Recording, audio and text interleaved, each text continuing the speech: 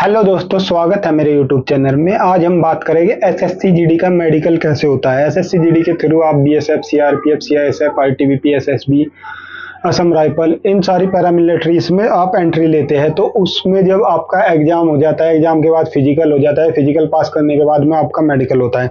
तो वो किस तरीके से होता है, क्या प्रोसेस होती है, आपके बहुत सारे सवाल रहते हैं। क्या चश्मे वाले अलाउ है या नहीं है, या जिसकी कोई सर्जरी हो गई उसके अलाउ है नहीं है, पाइल्स का सर्जरी हुई है, या कान की सर्जरी हुई है, नाक की सर्जरी हुई है, सारी बातों पर हम डिटेल में बात करेंगे। आपके सारे डाउट क्लियर कर देंगे। साथ ही स्टेप बाय स्टेप हम देखेंगे किस तरीके से मेडिकल होता है, और छोटी छोटी टिप्स भी आपको दी जाएगी ताकि आप जो छोटी छोटी गलतियां करते हो उसकी वजह से मेडिकल में बाहर हो जाते हैं वे ना करें। तो आज का वीडियो आपके लिए बहुत ही इंपॉर्टेंट है। यदि आज का ये वीडियो आपको पसंद आए तो वीडियो को लाइक कर देना, और इसी तरह की और अपडेट पाने के लिए चैनल को सब्सक्राइब कर देना और वीडियो को शेयर कर देना। चलिए स्टार्ट करते हैं। देखिए, जब आपका मेडिकल के लिए नंबर आएगा तो आपका एक एडमिट कार्ड आपके घर पर आ जाएगा, या फिर ऑनलाइन आपको एक एडमिट कार्ड मिल जाएगा कि फला डेट को आपको उस जगह पर आपका मेडिकल है। जब आप वहां पर पहुंचते हैं तो आपको इस तरीके से वहां पर बैठा लिया जाता है। पहला स्टेप यही होता है, जैसे आपकी एंट्री होती है सभी को एक जगह बैठा लिया जाता है। उसके बाद में क्या होता है, सभी को लाइन लगवा दी जाती है, सभी लड़कों की इस तरीके से सभी एक लाइन में खड़े हो जाते हैं और एक एक करके सभी को बुलाया जाता है। अब देखिए, सबसे पहले तो एक क्वेश्चन सभी का रहता है कि क्या बालों के झड़ने की वजह से या गंजेपन की वजह से कोई मेडिकल में कोई इशू आता है। इसकी वजह से कोई इशू नहीं आता, नहीं कोई मेडिकल में अनफिट किया जाता है। तो ये डाउट आपका क्लियर हो गया होगा। देखिए, इसके बाद में होता है, सबसे पहले जो आपका टेस्ट होता है वो होता है आंखों का टेस्ट, और जो बहुत इंपॉर्टेंट है। इसमें बहुत सारे लोग फेल भी होते हैं, ठीक है। अब आंखों के टेस्ट में आपकी आंखें जो है 6/6 होनी चाहिए, सबसे पहले तो ये है, और बिना चश्मे के 6/6 होनी चाहिए। अब देखिए, हम इसमें क्या क्या बात करेंगे, क्या सर्जरी अलाउ है या नहीं है ये बताएंगे, चश्मा अलाउ है या नहीं है, रोतोंदी रोग, आंखों का टेढ़ापन, ये अलाउ है या नहीं है। अब देखिए, यदि आपने सर्जरी कराई है तो यहाँ पर, और सर्जरी कराने के बाद आपकी आंख बिना चश्मे के 6/6 है, तो आपकी यहाँ पर सर्जरी चल जाएगी एसएससी जीडी के मेडिकल में। लेकिन आर्मी के मेडिकल में सर्जरी में फेल कर दिया जाता है, ठीक है। चश्मा यहाँ पर अलाउ है नहीं बिल्कुल। आंखों का टेढ़ा है या रतौंधी रोग वगैरह है, उसका पहले इलाज करा ले। यदि आप मेडिकल के टाइम में इन समस्याओं से घिरे हुए मिले तो आपको मेडिकल में अनफिट कर दिया जाएगा, ठीक है दोस्तों। अब देखिए, बात करेंगे हाँ मेडिकल होता कैसे है। अब देखिए, एक वीडियो दिखाता हूँ आपको लाइव जो मेडिकल की है। देखिए, इस तरीके से वहां पर आपको इस तरीके से आपका मेडिकल होता है, ठीक है दोस्तों। यहाँ पर आप खड़े रहेंगे, यहाँ पर एक आदमी, एक जो आर्मी वाला होता है, मिलिट्री वाला, आपसे कभी एक आंख बंद करके कभी दूसरी आंख बंद करके पूछा जाएगा। सामने एक डॉक्टर खड़े रहेंगे, वो आपसे पूछते रहेंगे कि इस लाइन में ये क्या है, ये क्या है। इस तरीके से ये डॉक्टर साहब आपसे पूछते रहेंगे, ठीक है। तो बिल्कुल सेम इसी तरीके से आपका मेडिकल वहां पर आंखों का चेकअप होने वाला है, ठीक है। अब देखिए, जो ये दूरी होगी, यहाँ पर ये डॉक्टर साहब खड़े रहेंगे, ये जो दूरी होगी ये 6 मीटर या 20 फीट की दूरी रहती है, या तो 6 मीटर या 20 फुट की दूरी रहती है। यानी कि आप घर पर भी इसकी प्रैक्टिस कर सकते हैं, ठीक है। सर्जरी वगैरह करा रखी है तो उसके लिए भी आपका हो जाएगा। अब देखिए, इसकी आपको घर पर प्रैक्टिस कैसे करनी है, क्योंकि वहां पर जाकर घबरा जाते हैं, परेशानी हो जाती है। इस तरीके का एक चार्ट आता है अमेजोन, फ्लिपकार्ट से, लगभग ये 200 रुपए का होता है। इसको आप अपने घर पर मंगा ले और एक 20 फीट या 6 मीटर की दूरी पर चिपका ले, और अपनी किसी दोस्त की सहायता से आप देख ले कि आपको नजर आ रहा है या नहीं आ रहा है। कोई समस्या है तो तुरंत डॉक्टर से संपर्क करें, ठीक है दोस्तों। अब देखिए, एक होता है आंखों में colour vision test. Colour vision test कैसे होता है। अब देखिए, इस तरीके की एक बुक होती है, उसमें इस तरीके के डॉट डॉट बने रहते हैं, उनके बीच में कुछ वर्ड लिखे रहते हैं। जैसे इसमें 15 लिखा हुआ है, ये आपको वहां पर पहचानना होता है। जो लोग आसानी से पहचान लेते हैं, जिनको कलर विजन की समस्या नहीं है, वो आसानी से पहचान लेते हैं। जैसे इसमें 45 लिखा हुआ है, जैसे इसमें 6 लिखा हुआ है, जैसे इसमें 29 लिखा हुआ है। इस तरीके से वहां पर एक आपको बुक दिखाई जाएगी, उसके पेज वे बदलते रहेंगे और आपको उनमें पहचानना होगा। देखिए, इस तरीके की, इससे आप, इसके लिए आप घर पर भी प्रैक्टिस कर सकते हैं। लगभग 400 रुपए की एक बुक आएगी अमेजोन, फ्लिपकार्ट, किसी भी ऑनलाइन शॉपिंग ऐप से, या फिर यहाँ से आप बुक वगैरह खरीदते हैं वहां से आप ले सकते हैं और इसकी प्रैक्टिस कर सकते हैं। यदि आपको थोड़ी सी समस्या है, प्रैक्टिस से भी बहुत सारी चीजों का समाधान हो सकता है, ठीक है दोस्तों। अब देखिए, जब आप आंखों के टेस्ट में पास हो जाओगे, इसके बाद में आपका कानों का टेस्ट होगा। कानों के टेस्ट में आपका क्या क्या चीजें चेक होगा। कानों इस तरीके की एक यंत्र होगा, उससे आपके कान में देखा जाएगा कि कोई कान का पर्दा फटा हुआ तो नहीं है, कान में कोई छेद तो नहीं है। यदि कान में पर्दा फटा हुआ है, छेद है, तो आपको मेडिकल में अनफिट कर दिया जाएगा। तो पहले ही आप अपने कान की सर्जरी करा लें। और कान की सर्जरी जो कान की जो सर्जरी होती है वो कम से कम 6 माह पुरानी होनी चाहिए। ये नहीं आपका आज मेडिकल हुआ, आपको पॉइंट दे दिया कान में और आप सर्जरी करा लो तो आपको फेल कर दिया जाएगा। पहले ही चेक करा ले। और कम से कम एसएससी की जो ऑफिशियल नोटिफिकेशन है उसमें दिया हुआ भी है, कम से कम 4 महीने पुरानी सर्जरी आपकी होनी चाहिए। ठीक है दोस्तों। एक आपका नाक का टेस्ट होता है। देखिए नाक की हड्डी में नाक का टेस्ट डीएनएस का पॉइंट दे दिया जाता है नाक के टेस्ट में। डीएनएस में यानी कि डीएनएस यानी कि ये जो हड्डी होती है, यदि आपकी टेढ़ी मेढ़ी है या थोड़ी लंबी है तो उसमें आपको नाक में पॉइंट दे दिया जाएगा, अनफिट दे कर दिया जाएगा, रीमेडिकल दे दिया जाएगा। आपको यदि पहले ही आपकी हड्डी टेढ़ी मेढ़ी है, लंबी है, तो आपको क्या करना है, सर्जरी कराकर इस तरीके से अपनी नाक की हड्डी बिल्कुल सीधी करा लेनी है। यदि वहां पर सीधी आपकी नाक की हड्डी हो गई तो आपको कोई समस्या नहीं होगी। ये चाहे आपने सर्जरी करा रखी है या कुछ भी करा रखी है, तो आपको कोई समस्या नहीं होगी, आप फिट हो जाओगे। ठीक है दोस्तों। और यदि पहले से ही सही है तो कोई समस्या ही नहीं है। ठीक है। नाक के बाद में आपका जो टेस्ट होता है वो दांतों का टेस्ट होता है। दांतों में बहुत सारे बच्चों के बहुत सारे डाउट रहते हैं कि मेरा दांत टूटा हुआ है, मेरे दांत में कीड़ा लगा हुआ है, मैंने सीटी करा ली, मैंने मसाला भरवा लिया, इस तरीके की बहुत सारी बातें होती है। ठीक है। तो सारी बातों पर बात करेंगे।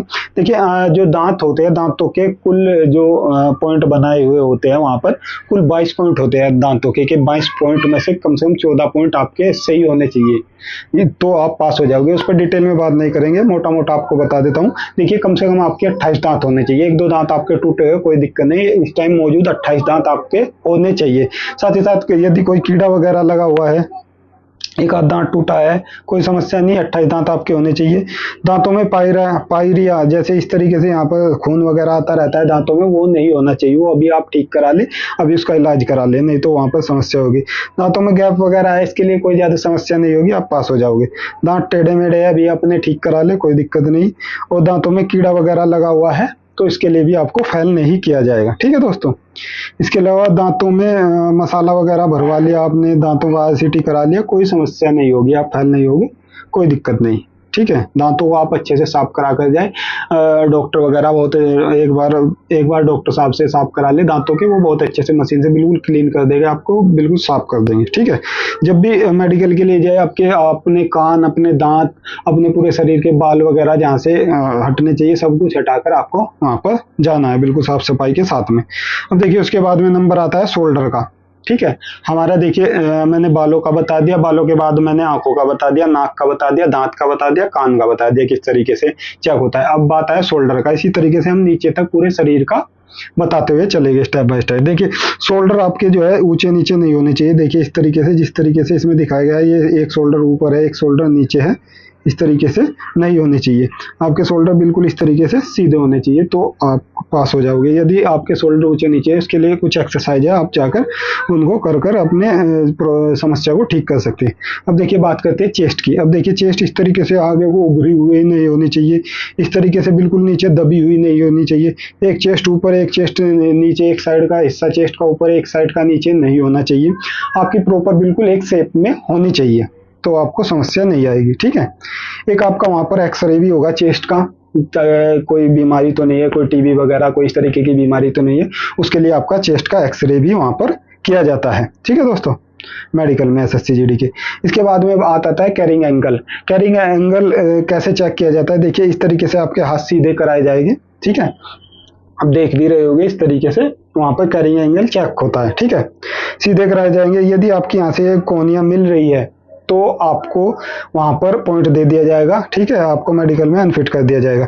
इस तरीके से आपकी कोनिया में गैप होना चाहिए, यानी कि ये जो है ये यहाँ पर 5 से 15 डिग्री का आपका कोण बनना चाहिए, यहाँ पर थोड़ी सी जगह होनी चाहिए। ठीक है। तो ये चीजें बस आपको ध्यान रखनी है। आप अपने किसी दोस्त की सहायता से इनको चेक करा सकते हैं। ठीक है। इस तरीके से यहाँ पर गैप बनकर आना चाहिए आपका। ठीक है। तो आपको इसमें समस्या नहीं होगी। अब बात कर लेते हैं हाथों पर पसीना। कुछ लोगों के हाथों पर पसीना आता है, तो पसीने जिसके हाथों पर पसीना आता है वो भी मेडिकल में वहां पर पॉइंट दे दिया जाता है, आपको री मेडिकल के लिए बुलाया जाएगा। और री मेडिकल में भी पसीना आता है तो आपको फाइल कर दिया जाएगा, इसलिए पहले से इसका इलाज करा ले, ठीक है।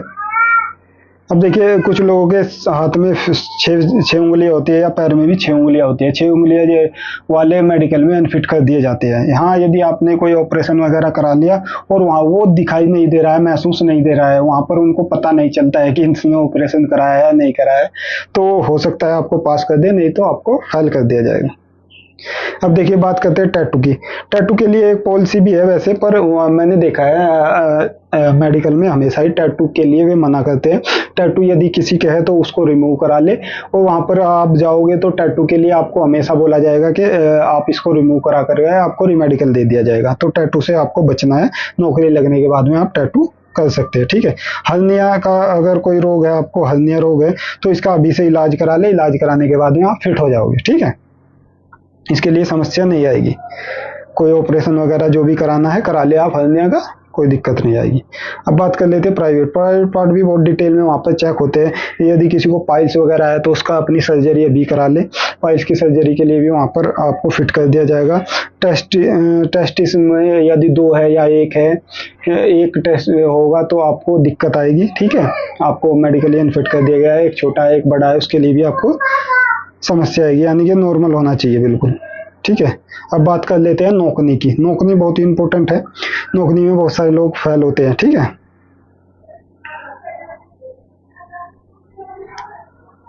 अब देखिए नौकनी में क्या होता है, आपको वहां पर इस तरीके से खड़ा किया जाएगा, इस तरीके से आपके पैर मिलवा दिए जाएंगे। वहां पर पैर मिलवाने के बाद में ये थोड़ा सा भी अगर आपके पैरों में गैप आ गया तो आप बिल्कुल फिट हो जाओगे।